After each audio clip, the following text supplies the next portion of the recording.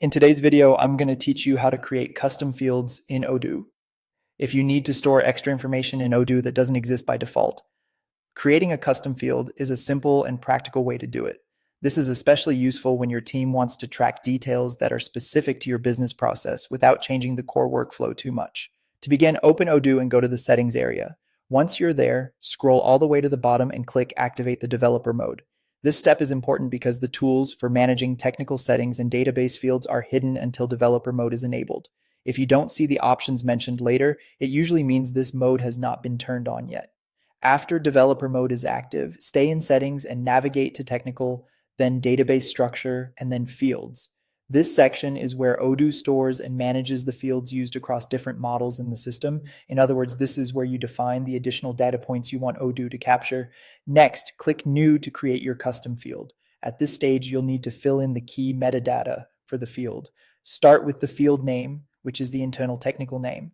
Then enter the field label, which is the user-friendly name people will actually see on the screen. After that, choose the correct model. This determines where the field will appear, such as contacts, sales orders, products, or another record type. Finally, select the field type. This is important because it controls what kind of information the field will store, like text, a number, a date, or a checkbox. Take a moment here to choose carefully because selecting the right model and field type helps avoid confusion later. Once those critical details are filled in, click Save.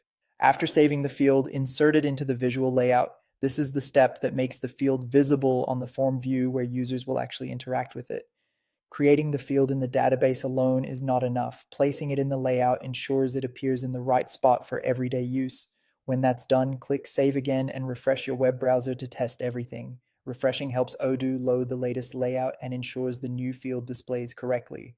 Then open the relevant record and confirm that the field appears as expected and works properly. As a final tip, it's a good idea to keep your field names clear and consistent so they're easier to manage later, and that's how to create custom fields in Odoo.